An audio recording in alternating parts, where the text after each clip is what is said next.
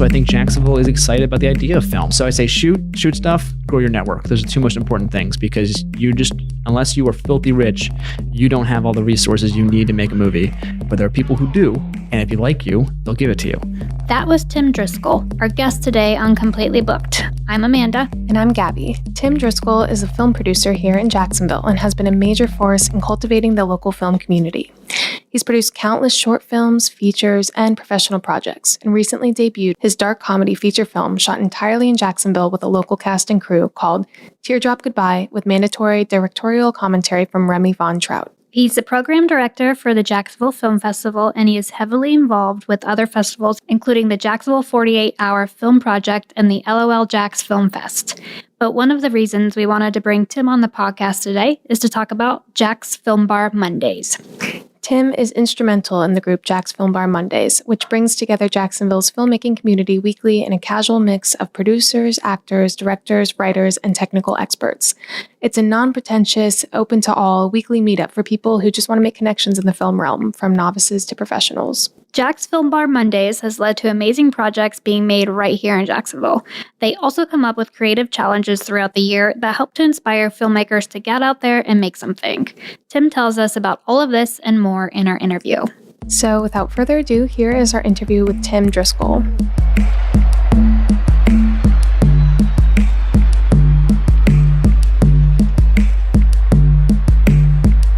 Well, thank you for coming on the podcast. Thank you for having me on and listening to Darlin and inviting me on. So I appreciate that. Thank you.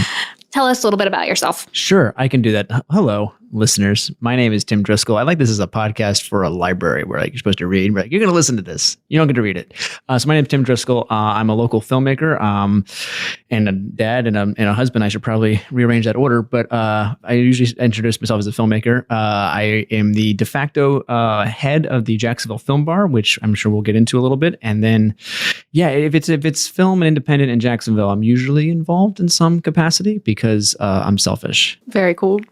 So why don't you tell us a little bit about Film Bar Monday? What is it exactly? So that concept originated in Atlanta, and the idea was when Atlanta was just first, really before it boomed with studio films, the local filmmakers and crew members would get together every Monday at a various different bar around the city. So one Monday would be at this bar, next Monday a different part of town, and they would do that every week or depending who you were, the meetup would be every week, every Monday, and they would just sort of not even collaborate, but just network. So they knew, oh, okay, you're a gaffer and you're a grip and you're a camera guy, and then we know each other. Like, oh, I got this job, and you want to help out. And it was just waiting for them to network and bond with each other. So it went from Atlanta and it came down to Tampa. And I don't know how I got to Tampa, but then Laura Blair, who was from Jacksonville, was living in Tampa and working in Tampa, and knew the guy who started it in Tampa, and she was moving back to Jacksonville, and he was like, well, why don't you take Film Bar to Jacksonville? So she came to Jacksonville and did I'm not sure how I even got connected to her because I didn't know her prior to the Film Bar, but something came across my Facebook that they were looking for people to host Mondays for this Film Bar meetup thing, and I was like, oh, I definitely want to be involved in that. So I took over the third Monday of the month,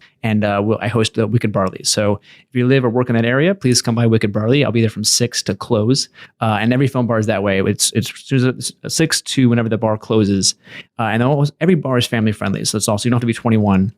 It's a common misconception because Film Bar, we are often drinking, but if you're under 21, you're absolutely welcome to be there. Every place is family friendly. You don't have to have alcohol to hang out with us.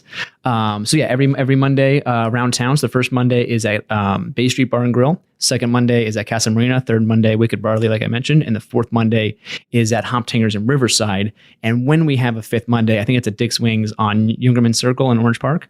I've not made it out to that one yet because we don't get very many fifth Mondays. But when we have them, we want to make sure we get Orange Park included also. Totally. And why Monday? You have to ask Atlanta. I don't know why Monday. I don't know why Monday. I think maybe because it's beginning of the week. You usually don't have too many obligations. You have to Thursday, Friday, Saturday. Maybe a lot of obligations. You either want to stay home or you're working. I think it's sort of a nice way to say something to look forward to on Monday. Like, oh, weekend's over. It's Monday. I'm gonna go hang out with my filmmaking buddies, and it's very casual. Like I think one of the things we say is like no cards, no desperation. You can bring a business card if it's just like we've met you, we've interacted. Like, oh, hey, I really like you. What give your name and contact, and you can do it that way. Obviously, you can go on Facebook too. But it's primarily for networking. It's just like, oh, you make movies, I make movies. Let's talk about movies.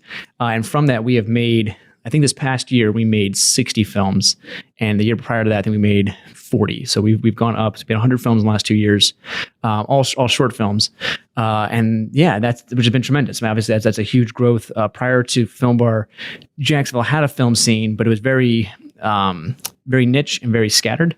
And this guy, Richard Cody, or Kodai, I always forget how to pronounce his last name. Sorry, Richard.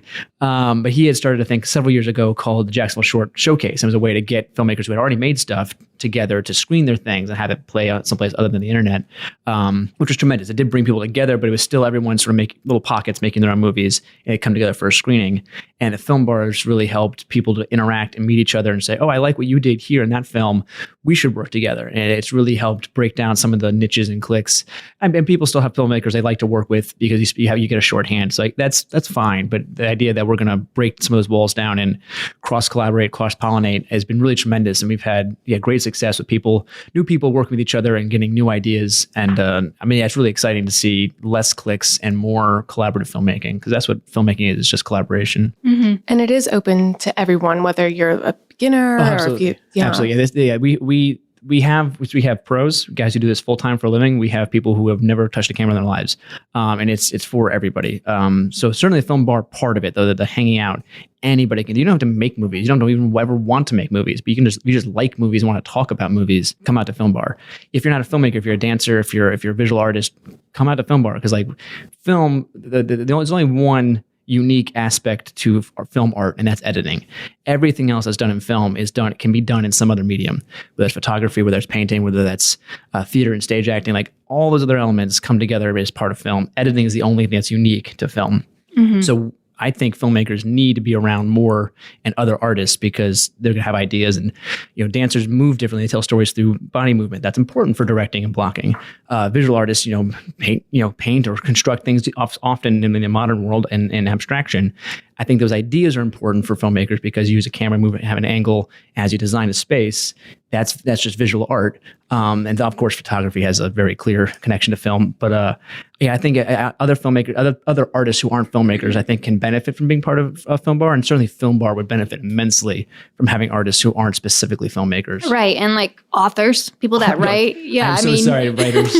Yes. Here at the library, we have many writers, so. No, absolutely. And actually, if somebody's like a local author and they wanted to talk to somebody about making their short story or book into a movie, Film Bar JAX would be a really great place for them to We actually meet had up. a couple authors come out. Well, Darlin, who you guys have talked to before, she had written a poem, and I got to turn that poem into a short film, which I was really honored to do as part of a challenge we had through the Film Bar. And it's one of my favorite things I've ever made, to be honest, because Darlin wrote a beautiful thing. And that challenge was very unique, because when I got the piece, I didn't know that Darlin had wrote it, and she didn't know I was directing. So and what's that one called? That one is called Mirror Mirror. And I can send a link to you guys so it can be posted places. But so Darlin had written it. I didn't know she had written it. I directed it. She didn't know I was directing it. I gave it to an editor. Technically, I wasn't supposed to know who the editor was, but for extenuating circumstances, I was aware of the editor. The editor touched it, but I wasn't allowed to collaborate with the editor for this particular challenge. So they cut it. They took what I directed based off what Darlin had written and made their own thing. So it went from a poem to a film to a music video. And what kind of challenge is that? So that challenge we called that one the 3-part challenge, and it was very hard. To back up a little bit, Arch, one of the things that's unique to Jacksonville's Film Bar that Atlanta and Tampa do not have is we have started to evolve into a bit of a film bar / film society. And one day at Film Bar, 2 guys were talking, and one guy, actually, ironically enough, one of the guys said, you can't have a good movie without a good script. And ironically, the writer who was talking to him says, have you heard of an A-B scene? And so for those who don't know, an A-B scene is where you take a script and there's no scene description, there's no action description. It's just character A and character B. They don't have names, A and B, and they have dialogue that intentionally does not make sense together. And the idea is that the director is supposed to take that, interpret that, and create a scene out of it that makes sense. There's one the writer said, have you ever heard an A-B scene? And A-B scenes inherently are very, very hard to pull off and usually don't work well. I do side with the other guy that a good screenplay is how you get a good movie. But out of that, I told the writers, like, hey, if you write us an A-B scene, I will offer it to all of our filmmakers, and we'll do a challenge. We'll say you got 6 weeks, put together, everyone gets the same A, B scene, and you put together your scene, and we'll screen them at Bay Street. And so we did that. I think we had 12 films turned in, all the exact same script, all totally different movies. And it was awesome. And from there, we just started, every quarter, we started doing challenges. And so the one with Darlin, that was called the 3-part challenge. It was the last one we've done. And that was, we asked all our writers back in last January, we gave them 6 weeks to write a 7-page script based on certain parameters. And after that, we got the screenplays turned in. I took the writers' names off the screenplay initially, and randomly and anonymously assigned them to directors. The directors then got 6 weeks to shoot that film. They had to then turn the hard drive of footage over to me. I randomly and anonymously assigned them to editors. They then cut that movie together, and then once the editor was finished, I gave them the director's name, the writer's name to finish the credits, and then we screened it. And fortunately, the whole film bar didn't implode on itself. So, really, we had 22 films get turned in for that challenge. And overall, it was very, very positive. I think people were really excited to see, as they were being forced to work with people they never had thought to work with before. And I think mostly people were really, really happy with the different visions that people had for what was given to them. So it was important for the writers to learn how to, they got to see, okay, this is how I wrote it. This is what the director took from it. So the writer got an opportunity to say, okay, did I effectively get my message across? Similarly, the director said, I shot it this way. The editor cut it this way. Did I effectively get what I wanted to do across to the editor? And the editor is just trying to do it the best they can. Mm-hmm. The editor did get the script without the author's name on it. They did get the script versus the content. Some of those things lined up really, really well.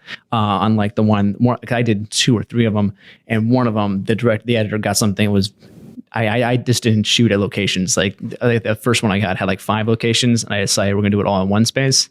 And I kept all the dialogue the same, but I changed how we were going to execute that dialogue. It's like the game Telephone. It was 100% telephone. Your kids, it's like, yes, start with one message and then it goes down. Yes, and it's by the end of it, you're cinematic telephone. Except in telephone, the person who starts kind of wants to hear it get messed up. And in this, no one wants to see it get messed up.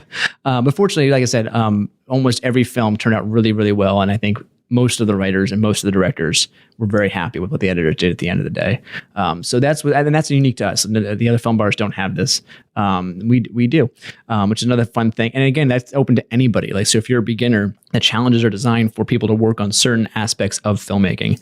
So like our first one was one shot challenge, no dialogue, no edits, and you had to tell a story in 30 seconds. I think it was a minute. I gave him a minute. Everyone got a minute, tell a story with one shot, no dialogue. And overall, really very, very effective, because if you can't tell a visual story in cinema, then you probably shouldn't be in cinema. Mm-hmm. And so people are doing this like on their own time. And yes, this is all on their own time. So we do try to allow, that's why we do it once a quarter, is try to allow, about 3 months to, in that kind of challenge, write, direct, and then write, produce, and then edit your film, and then we screen it. So we started screening at the Bay Street. Now, they're tremendous. We love the Bay Street, by the way. Like, they are tremendous resource to us. They're wonderful to us. They have a screen and some speakers. So we started there. But as filmmakers, we want our things in the big screen and great sound. So from there, we started partnering with the Sunray, and the last at least 2, maybe 3 challenge screenings we did at the Sunray, and then we'll also be working with the San Marco Theater here this next year also. So hopefully the theater still are wanting us to come back, and we can still partner with them. But hopefully this next year, our 4 screenings will happen, 2 at San Marco, 2 at a Sunray. All things being equal and working out right.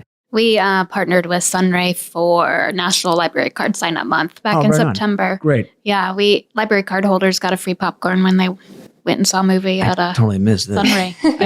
Hopefully we do it again next year. And I'll show you. And Sunray's tremendous. I love Tim and Shana. They're awesome people, and they're huge supporters of the local film community. Like we've Richard, when he was started the showcases, he did them all at Sunray. They're tremendous. Fantastic people. And very supportive of the indie film community. And San Marco wants to jump into. Like, I've been talking with them, and we did the film festival there, and they're like, well, bring some of that to us. I was like, well, okay. I mean, sure. Wherever I can screen movies, I'm happy to do that. Wherever. So can you tell us a little bit more about your role with the Jacksonville Film Festival? Yes. So I am the program director for the Jacksonville Film Festival, and Nikki LaGrossi is the executive director. And we met at Film Bar, try 2.5, maybe 3 years ago. And he was telling me his vision. He had taken over the Jacksonville Film Festival, had gone on a hiatus for like 5 years, and he had done all the work to get the legal stuff back, pay for the rights to everything. And he had everything and just needed to need to move forward. And he was telling me that we did our very first time back after the hiatus was actually here at the library 2 years ago. So it was last September 2018. We did it here at the library. And so I met him at Film Bar, and we were just talking about his vision. And I was like, I know a number of filmmakers from being in film school and having friends in different places. I was like, I can get us some movies, man. Let's do this. Make it happen. So we screened 19 films over a day and a half last year in 2018. And this year we partnered with the San Marco Theater, and we screened 100 films. The San Marco Theater over the 100 films that we named, we screened them over Friday through Sunday. And then we Friday through Sunday, and then we had special event screenings on Monday, Tuesday, and Wednesday. One of them was Franklin Rich, who was not able to join us today because he had the flu, but his feature film, Teardrop Goodbye with mandatory directorial commentary from Remy Van Trout, full title. We did like a private screening for that on Monday and had like 184 people in the seats. Wow. So it was awesome. Yeah, it was a really, really great time. And then Tuesday we had a special presentation, and then Wednesday we did our final showcase of the local filmmakers. Very cool. And the film festival, what does that entail? Is it all local filmmakers? Are there some student filmmakers? So it is not all local. We are an international film festival. So we had films from 26 different countries. I think we had 6 films from Iran specifically, and I think 3 or 4 from Spain. I know there's the countries that we had the most reoccurring from that country. Most of them are American films. So for foreign films, Iran and Spain were probably the most reoccurring. We also have a student section. We have a student documentary section and a student narrative section. At the Florida State, strongly represented, but I also went to Florida State, so I have deep connections there. But we have films from Syracuse. We have films from UCF. So we're trying to get, for our student films, it's certainly easier to have regional schools submit to us because it's also easier for them to attend, and they're more aware of us. But yeah, there's student stuff there. We had animation block. We had, of course, documentaries we had 8 feature films. So yeah, we cover it all. And I think hopefully next year we're hoping to include either VR, virtual reality, or augmented reality aspect of the festival. It's still up in the air, and we're working it out, but we're talking to the right people, and if we can find the space and at least do one film with headsets and get an augmented or virtual reality experience, I think that'd be pretty dope. That'd be really dope. Yeah, definitely. So fingers crossed. Now they put it on the ether, and people are like, well, I expect that now. So now there's pressure on me. And now we're talking about it here, so it's got to happen now. Yeah, somebody listening is going to be like, yes, my chance. Yeah. So hopefully it's your chance. Or if you know a lot about that, because I know a little bit, but if you know a lot about the presentation of that, you can email me. I'm going to give out my email address right now, which is probably a silly idea, but Tim, TIMD at Moses, as in the one who took us out of Egypt, Von, VON, and then Holland, as in the Dutch county.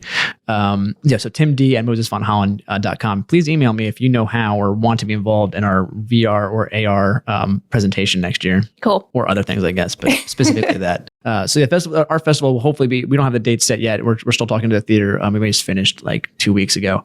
But we hope to be back in either late October, even somewhere between late October, early December is when we anticipate to have the festival, back for next year. But it'll be probably 3 days again. We'll see if we do another 6 days. That was daunting. That was and exhausting. But it was a great time. We had a great turnout. The filmmakers had a great time. We do some special things for the filmmakers because it's about filmmakers. And now we want to try and incorporate more stuff for the audience, just because not everyone wants to sit and watch movies for 6 hours, which was weird to me, but I guess people don't like doing that. So we want to have some more audience, audience inclusion things. People can do other stuff that's film related, but not necessarily sitting in a theater for 6 hours. People want to get up and move around a little bit, which fine.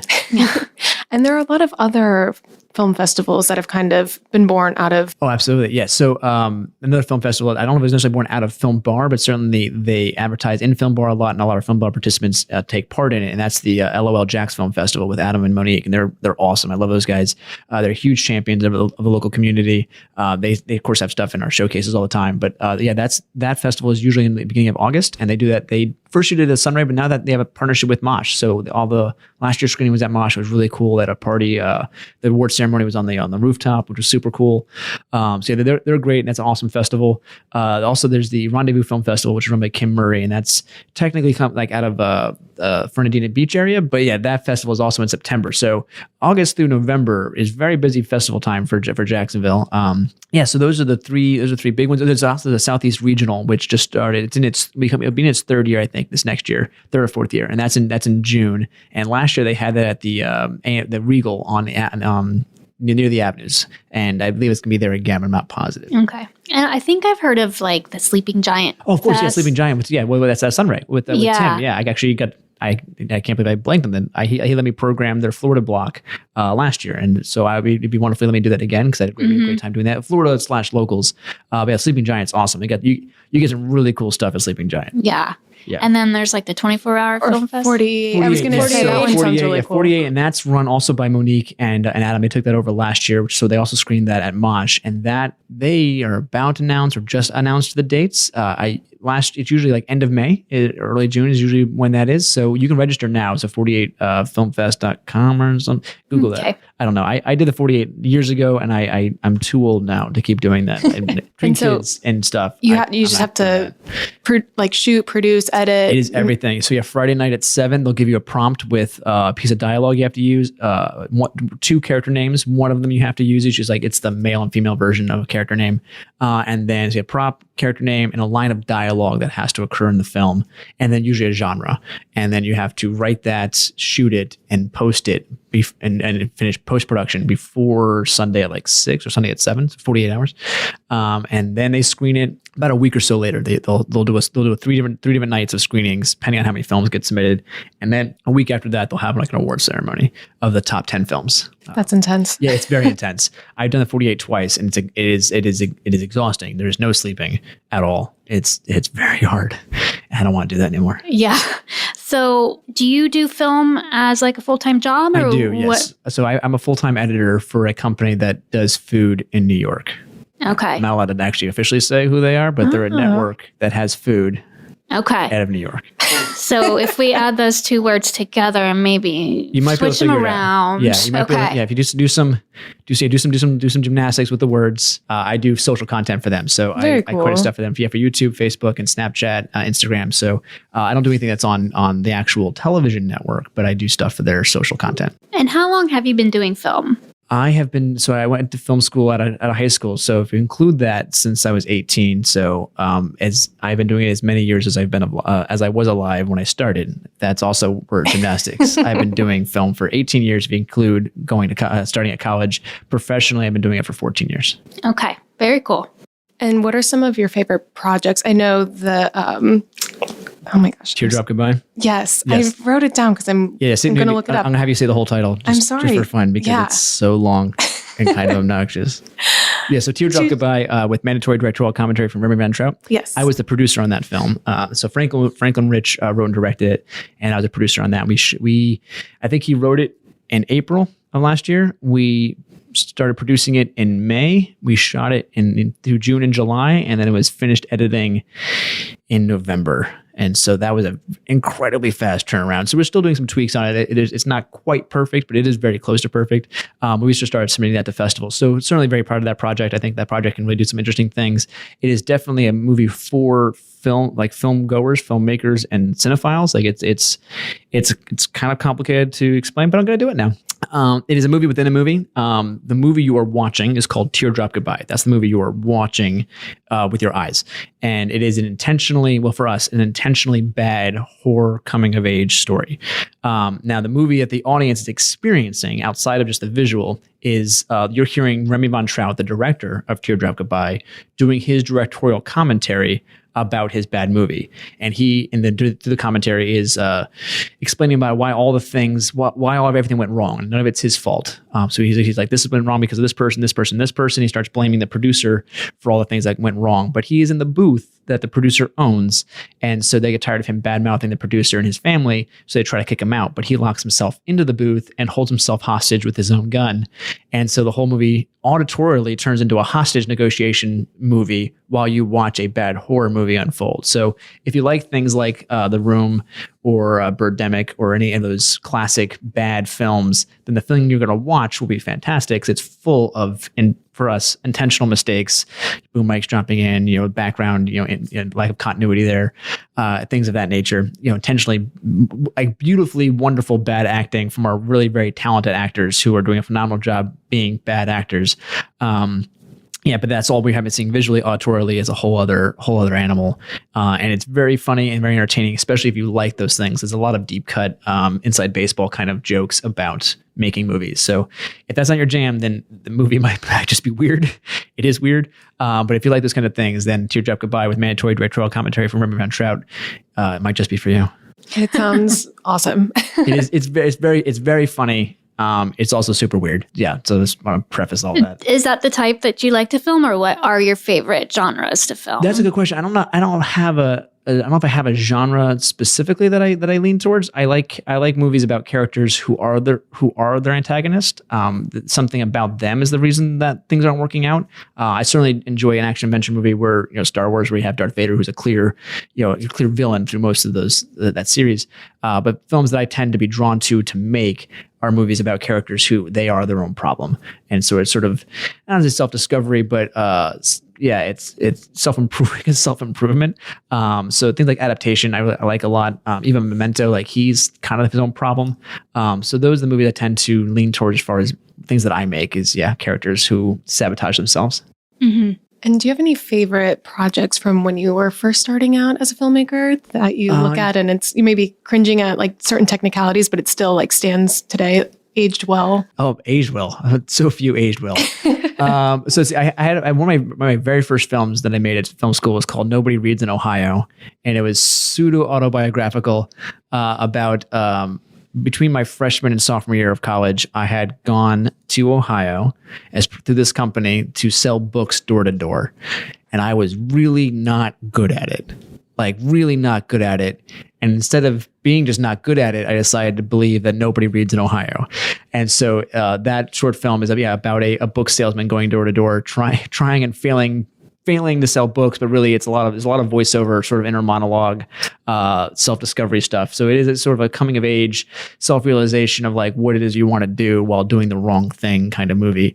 I still like it. I still got a lot of jokes that I find funny. And that actually has aged pretty well. There's some other things that like a little more woke now than I was when I made some things. Like my first, I do have a feature film that I wrote and directed that I still like, and I'm still proud of it, but there's still things about it that I'm like, oh, that's real cringeworthy. No, that's not okay. You can't say that now. You can't do that, Tim. But if you want to see where I have failed as a human being, you can watch it on Amazon Prime for free. It's called The Lengths, like a distance. Also a title that I realized you should always say your titles out loud before you commit to them, because when you read The Lengths, you're like, oh, I know what that word is. I see that word. When you say it out loud to people, like, The Links? It's about a golf course? No. The Lengths. The Links. Oh, it's a website. It's about a website? Like, no, The Lengths. It's a distance. And I don't help myself because I speak poorly, but so The Length on Amazon.com if you want to see some stuff that's funny and also some stuff that just isn't acceptable in 2019. So do you have any advice for filmmakers that are just starting out? Good question. To promote the thing that I showed up for. One, I think Film Bar is very helpful, and I do that, and I don't mean it just as a way to promote the thing. I don't get anything out of promoting Film Bar. I like to see the film community grow. But I think if you're new at filmmaking, the reason that's beneficial is filmmaking is inherently collaborative. You can do every aspect of making a movie, but you shouldn't. And the reason is because, again, it's collaborative. Films are better when there's other eyes on it and other eyes helping you make that thing. You can still be the one in charge, but other people's ideas are useful to making movies. Also gives you more time to focus on the thing you want to be good at. So if you want to be a director, get a cinematographer who knows how to light stuff and knows camera angle. You can learn all that stuff too. That's great. And it's useful for that conversation. But have someone who knows what they're doing. If you want to be a director, have someone who knows how to edit. Have them be there watching the movie and also go, hey, you know what? If you shoot this way, I'm going to need a shot over here so we can make this edit, make this cut. It just makes your job easier and better if you have other people giving you insight. Obviously, you want to be people who you trust. So if you get people you trust, you have to be around people. Come to Film Bar, people who know what they're doing, who can help you out. Also, I think when you're starting out at first, and I'm not my quote, but Martin Scorsese has said, just shoot, just film stuff. That is hugely important and absolutely true. One of the reasons why we do the challenges is one of the hard things about being an independent filmmaker is sometimes getting the inspiration to just go out and do a thing. That's why I think the 48 is so popular. Is like, oh, you have to do it. It has to get made, and it will screen at this time. You know all those things going into the process. So it's much easier for people to go, okay, yeah, let's do this thing in 48 hours because I know it'll be done, I know it'll be screened. And that's a huge comfort. So our challenges is helpful because you go, oh, if I get this done on time, it will play in this theater and I'll get to watch it with other people. And for a filmmaker, it's a huge thing. If you're an artist or a theatrical actor or anything that to do with the theater, you want to know that's going to go up and you're going to see it. And I think if you're a painter or photographer, you want to know it's going to show up in a gallery somewhere and people can show up and see it. I think it's part of the success is knowing the thing you make gets seen by people. So for the new filmmakers, the Film Bar is useful for that because you're going to get a challenge, you'll get an opportunity to go make something, and it's going to be played. And it doesn't matter how good it is. That's totally irrelevant. There's no awards to this. There's no you're going to get something at the end. What you get is to see your movie on a screen with other people, and people get to laugh, they get to or cry or whatever the case is, whatever you made. So shooting stuff, period, is the right way to go. Coming out to film bars, things like that, and growing your network, that's huge because one, I was actually on top of that, also volunteer outside of shooting your own things, volunteer to be on other people's sets because there's people who know more than you, and people who know more than me, and I try to be on their sets. They're going to show you things and techniques that are useful to make your job better and easier because you can't just go out and shoot and just figure out all mistakes on your own right away.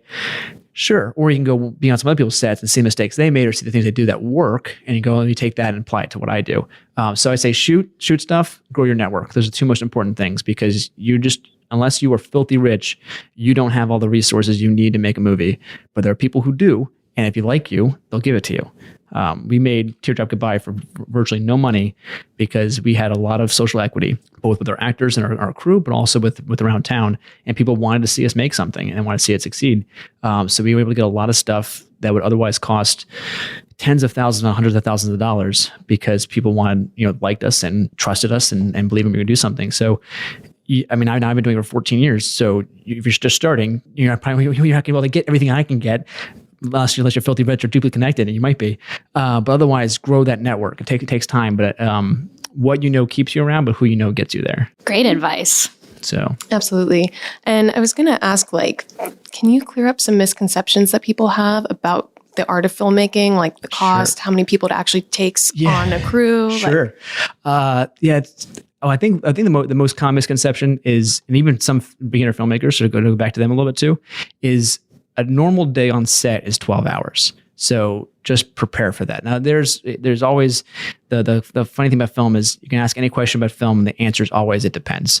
But generally speaking, a proper day of set is 12 hours. If you're going to go on a pro commercial set, you're going to go on a pro feature or television show, it's going to be 12 to 13 hours, like just baseline, expect that. And I think if you're working with me, or if you're working with some other the pro-mature filmmakers, or even pro filmmakers, they're always expecting 12 hours. Unless it's like, I'm shooting this one thing, and I know just page-wise it's not going to take very long. But otherwise, expect 12 hours. Expect that for yourself. So when you're going out to make stuff, and when you're asking people to volunteer, be on your crew, or be an actor, like how long is it going to take? Always overestimate. Like it's at least 12 hours. But also say that to your location. So if I'm going to go to a location, I plan on having a full page, of content to film. I'm going to tell them 12 hours. If I can get done in 6 to 8, great. But I'm going to tell them 12 so they are aware of that. So that's one misconception is how long it actually takes to film something.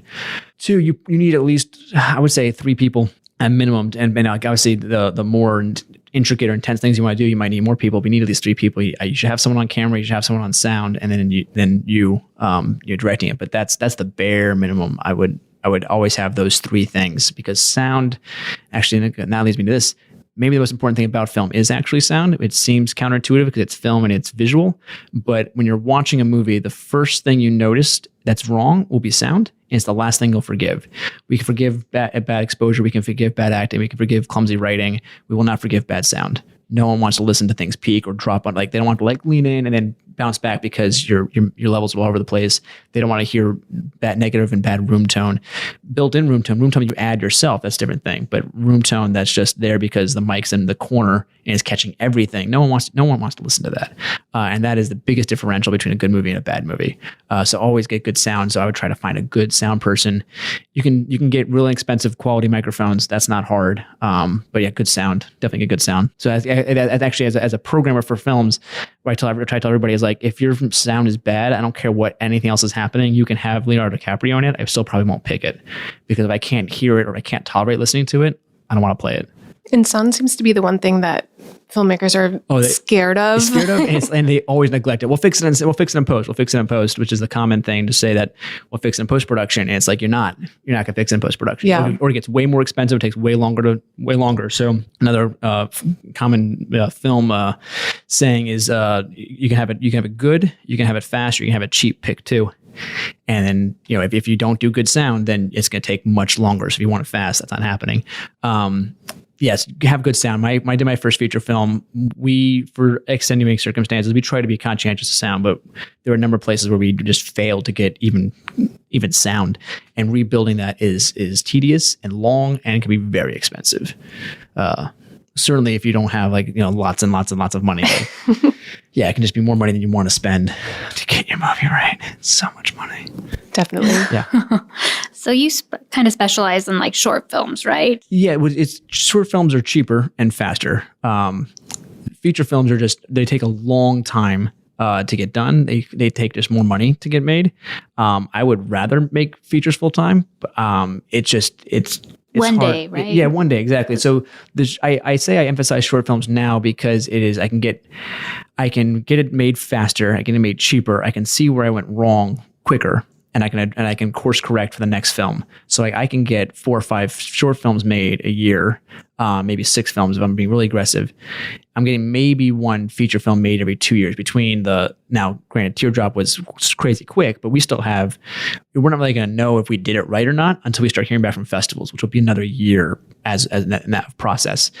So it's hard to course correct, over those 2 years, and you're kind of just waiting for that film to do something. So what I like about short films is you can focus on certain elements. Like every one of my short films, I try to focus on one aspect of filmmaking.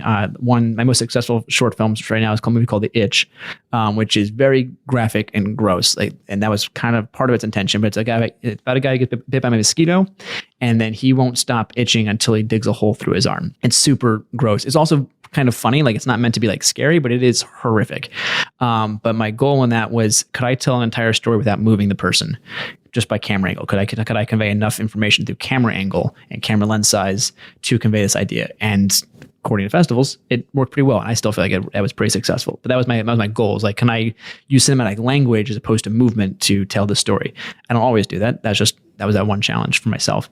So short films, I like that because I can sort of study and figure out what I did right, what I did wrong, what do I do differently next time. So I do emphasize short films. I think storytelling is storytelling. If you can tell a short story in 30 seconds, then you can probably tell a story in a minute. And if you can tell a story in a minute, you can probably do it in 5 minutes. And in 5 minutes, 10 minutes, et cetera, et cetera, et cetera. If you don't know how to do a story in 30 seconds, though, you will never make a quality feature film. I don't want to disparage anybody, but your feature film is going to be awful if you can't tell something in 30 seconds, because that's the heart of it. It is 30 seconds, and if you can't do it then you're not going to do it with more time. That's the idea if I get more time, I can tell the story. It's if you don't know, it's about not understanding the fundamentals of story. If you don't understand the fundamentals, and you can't do that in 30 seconds, then it's not going to work in an hour and a half, and you just spend a lot of money and wasted a lot of time. And it's going to be exhausting. I mean, it's hard not getting depressed at the end of a feature film just because it's so much work, and then it's over, and then you just wait. And maybe it's good, maybe it's not, maybe it's good and no one cares. That's even the most frightening thing. Because if you miss what hitting that zeitgeist, it gets lost into oblivion. 50,000 feature films made a year. As a human being, you can watch at best 5,000 in a year, and that's if you spend all your time doing it. And what studios make. I mean, the United States probably in theaters played 150 films over the course of the year. It's insane how many movies just get lost. It is, and we have no idea how good they are. They might be excellent, but if it didn't hit the right time, with hit and get in the right vein of social consciousness, it kind of doesn't matter. Yeah. So do you think in a way there's somewhat of an advantage being a filmmaker in Jacksonville 100% versus LA or New York? So I've had some friends ask me hey Tim, why did you go to Los Angeles? And one, Los Angeles never had a draw to me. I just didn't care. 2, I noticed pretty early on, especially when I was trying to prep my feature film, I was if I'm any good, I'm any good here. I'm just as talented here as I am in Los Angeles. In Los Angeles, I probably had more access because there are more people there who make movies. So I had more access to performance talent and crew talent. But at the same time, when you're making a movie, there's only maybe a handful of ones you really maybe want to have. Your lead actor, actress, maybe a cinematographer, 1 or 2 other people who you need. And you can always bring them in if they're not already here. Now, at that time, I wasn't connected to the film community, so I'm more connected now. I'd probably draw that talent out of here. But there's way more to making a movie than having a cinematographer and an actor. There's locations, there's food, there's wardrobe, there's locations is a huge one. Being that I've grown up here and my family knows a lot of people, everything was gonna be way cheaper to shoot here. And if I wanted to bring in one actor from Atlanta or something, one actor from Los Angeles, which is what I ended up doing, that's way cheaper than trying to like be in Los Angeles, get all these people for free, but paying out the nose for location, paying out the nose for food, props, etc. I got all this stuff almost donated to me here. So I think that's a huge advantage. That goes back to the networking thing. Like, my family's known people. I'm growing to know people. I know people. I'm growing to know people. I think it's important to do that. Like it's a weird social entity that belongs and is inherently part of film, and that is that network because you want stuff given to you at deals, at discounts. So I think there's a huge advantage of doing it here. Also, I think Jacksonville is excited about the idea of film. Like it's Los Angeles, it's been inundated. Everyone knows this. Like if you shoot at this house, the house next door will intentionally mow their lawn while you shoot because they want you to pay them to stop. Like they do that intentionally because they know they can get money out of you to do that. Jacksonville right now, and someone might try to do this now because they're a jerk, but for the most part, like, I want to see the neighbors are going to come out and watch you make the movie. They want to see it happen. I think there's an exciting thing. We're not inundated. We're not liberal Hollywood or whatever people like to complain about. We're not that. We're a place that's like we're doing homegrown stuff, and it's kind of exciting to go. Oh yeah, there's a movie being made here. That's really cool. And being on set is kind of exciting. There's a cool thing to see the behind the scenes, the lights up and the camera, like all that. I think a lot of people are intrigued by that. And so right now, Jacksonville is very open to seeing films get made. Now, as a filmmaker, your responsibility is to treat your property and the people you work with respect, because if you burn a bridge, man, that makes a lot of people angry. You hurt everybody when you burn bridges with locations or with talent. So filmmaker's responsibility is, if anything, it's given to you, even if you pay for it, treat it with respect and dignity. Otherwise, you're going to hurt all sorts of people. You're not just hurting yourself, you're hurting everybody. But Jacksonville is very open to having film being made. So I think there's a huge benefit and bonus to doing stuff in Jacksonville. There's also a lot of talent here that I was not aware of when I made my first movie, but now through Film Bar, I'm way more aware of the very, very talented people we have here who have chosen to stick around. So I'm grateful to them as well. So thank you. Very cool. Well, we have to ask you this question. Yes. What are your favorite films? Yes. So let's start like influential films. Okay. Like your personal style. Yes. So that one is kind of an evolving list because as film moves forward and progresses and evolves, I get different ideas, and as I progress and evolve, I get different ideas. So, but probably one of the older ones that really influenced me, Memento, is a movie that I love and I think influences the way I go about making movies. Raging Bull, Martin Scorsese's film. So like he's my favorite director, even though I don't really make movies like him whatsoever. Of his movies, that one's had the strongest impact on me as far as how I make movies. I like Scorsese primarily for his approach to film more than necessarily. I like the movies he makes, but I'm never going to make a movie like Scorsese. No one's going to confuse my style with his. But I like the way he makes that movie, and that movie probably influenced me the most. Steven Soderbergh in general, I would say it's sort of so I'm going to give you sort of like a 3A and 3B. Out of Sight and Traffic are both movies, just in terms of the editing of those movies, have had a strong influence on the way I do things. And then most recently, Moonlight has had a lot of impact on the stuff that I've done. You'll see actually some Moonlight influences on the movie Mirror Mirror that I did for Darlin. And then a movie that I saw last year that I love and that's really made me think about how I want to direct stuff is You Were Never Really Here with Joaquin Phoenix. I haven't seen that one. It's a slow burn movie. I think what I really have admired and appreciate about that movie is how economical the shots are. Almost every scene can be told in the first setup. Now there are some additional shots per setup or sequence, but I was really impressed with just how economical and thoughtful the shots were, that nothing else really needed to happen in the shot for the message to be conveyed. And also how they hide, for a movie that feels like it should be very violent, and in a lot of ways is, they hide all the violence. There's no catharsis through the violence, which is really sort of a fascinating thing in that movie. But it is a slow burn. I know not everyone's going to be behind it because it's slow, and Joaquin does a lot of mumbling in the movie, so watch with some subtitles because it's hard to hear him. But that movie, for where I am now and what I want to do, that movie has really affected and changed the way I've thought about storytelling. Have you checked out the library app Canopy with a K, K-N-O-P-Y? I have. It's one of those like I like a lot of apps where I'll put it on my phone, like I'm going to use this. And then like months later, I'm like, do I use any of these apps? Yeah. I just looked up some of your favorite films, Memento and Moonlight. I just looked up two. Okay. They're both on there. Oh, perfect. I think Raging Bull is on there too, if I'm not Raging mistaken. Bull. Oh, good. So it's kind of like Netflix for cinephiles. Like they have they have portions of the Criterion Collection, kind of like the rare, Janus films. Oh, this is great. indie foreign titles, and it's shameless library plug, totally free. You get 6 titles a month. All of you should do that. Yeah. Notably, because like why spend the money on Criterion I channel or haven't whatever to use used this? Netflix since No, like that's 2 great. months ago since I started using Canopy. I mean, I don't have a lot of time to watch movies, so when I do, it's like it's on Canopy. And they also That's have awesome. Canopy Kids, which is unlimited. This is great. A limited, it's like carefully curated, I fully support beautiful Canopy. films. So Awesome. you gotta check Awesome. it out. Like, Yeah. No, yeah. 'Cause I know I've looked into it because someone else has told me about it. I just forget to go on to those things because they fall into other habits. But no, I think you're absolutely, one, because it's the library, and two, because it's free. Like, yeah, it's utilize that. That's phenomenal. Yeah. And to see older films, which can be hard to come by. I know Canopy does have a good library as far as that's concerned. Yeah. I was seeing that when I was like, because I'll do that a lot. I'll get an app. I'm like, yeah, I'm going to do this and this and this and this and this. Like my Criterion Channel collection is like, I'm going to watch all these movies. I don't know when I'm going to there's do just that. not enough time. There's not It's enough kind of overwhelming. And every time I log yeah. into Canopy, I'm like, I want to watch this. I want to watch this. I don't have enough Oh, time. yeah. I want to watch this and this and this. I get and to this. end my day. Like I have 3 kids, and by the time I get to like 8:30 when I can watch a movie, I'm like, I want to watch a mindless thing. Yeah. I don't want to read Italian subtitles. I'm so tired. Okay, let's talk mindless. Sure. Oh, mindless films. Okay, so people might get annoyed, but I because I'm gonna call them mindless, but I don't know if they're mindless. There's things I thoroughly enjoy. So I want to say movies that I enjoy the most. The Usual Suspects, is a movie that I'm gonna call it mindless. That one actually blew my mind. But I love watching that movie. Yeah, so we're gonna rephrase this. Instead of mindless, just thoroughly enjoyable films. Die Hard, my favorite Christmas movie of all time. I can't wait to watch that again. I watch it every year around Christmas, and I can't wait to watch it this year. The Princess Bride is one of my all-time favorite movies on a personal level. I've seen that movie at least 150 times, maybe more than that. I saw Carrie Elwes when he came to the Florida Theater a year or two ago. Wayne's World is number 4, I think, and I got to find my 5th one. Just see, I kind of look at this as like movies I'm in the mood to watch anytime and all the time.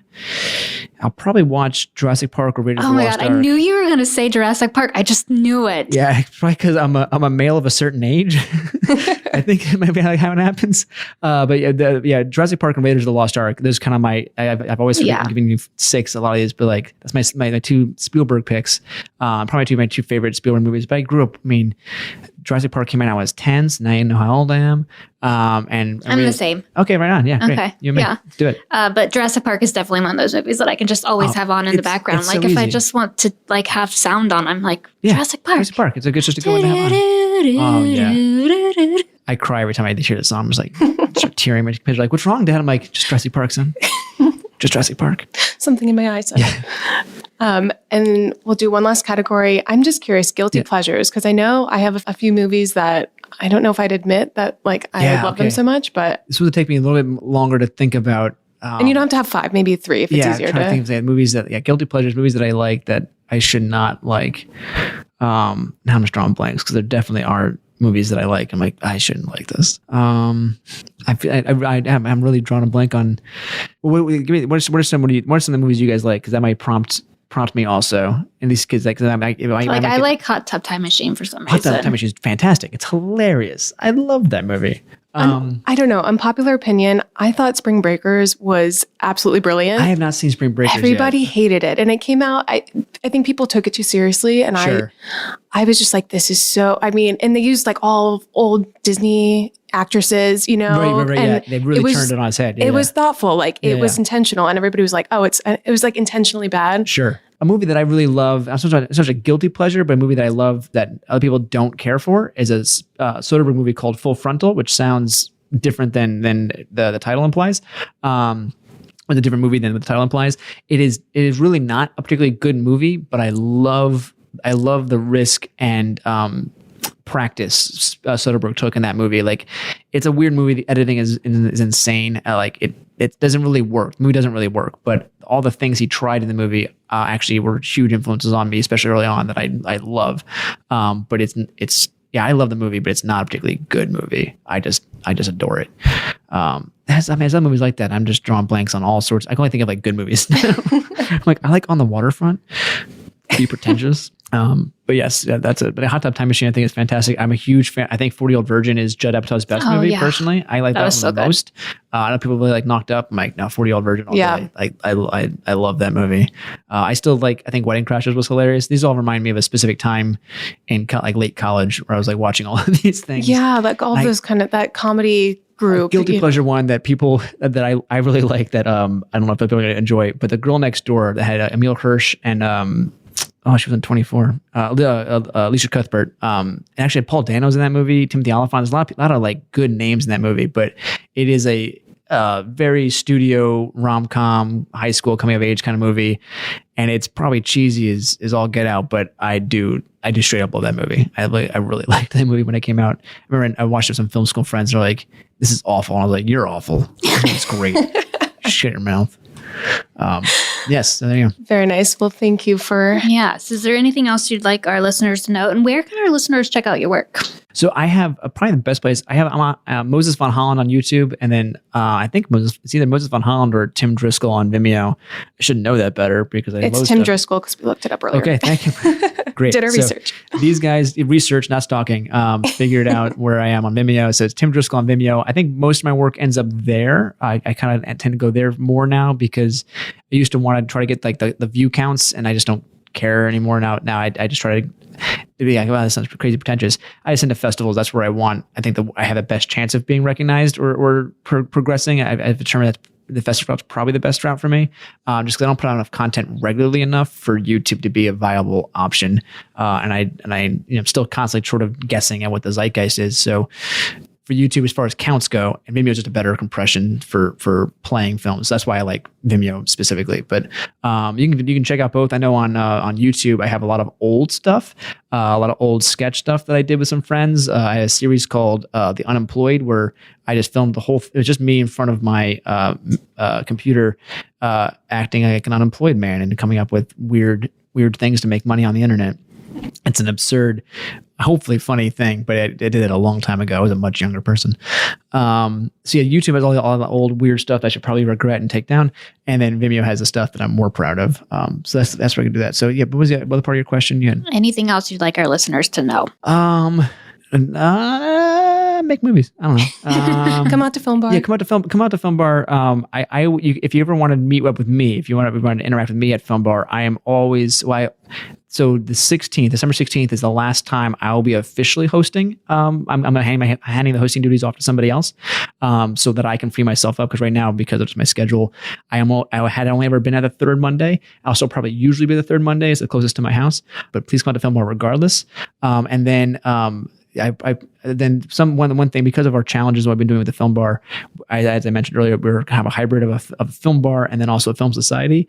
Later this year, we'll actually be launching a Jacksonville Film Society. It's more structured and just be a little bit different because we want Film Bar to remain a casual, open, anyone can do it, whatever. And then I think because of the interest that's grown and the people who have sort of solidified as the main Film Bar people, there's been a need now, I think, for a film society. So we are in the process of working all that out. I can't say when it'll be released or launched this next year, but that will happen in 2020 is we'll have a Jacksonville Film Society. That'll, of course, will be open to anybody to partake in, but it'll have a more structured kind of thing to it. So all of our film challenges and stuff will kind of come through the Film Society specifically.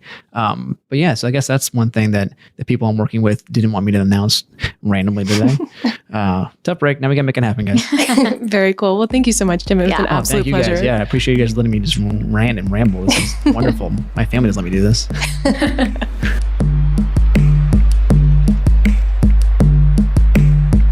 Thank you guys so much for tuning in to Completely Booked today. We hope you enjoyed listening to this episode as much as we enjoyed making it. If you'd like to find out more about JAX Film Bar Mondays, you can find them on Facebook or visit their website at filmbarmondays.com. And to watch cinematic masterpieces at home for free, create a Canopy account using your Jacksonville Public Library card. Visit jackspubliclibrary.org/canopy to sign up. And be sure to follow us on Facebook, Instagram, and Twitter at JAX Library for updates on future podcasts and all library happenings. And until next time, I'm Gabby. And I'm Amanda. Bye guys.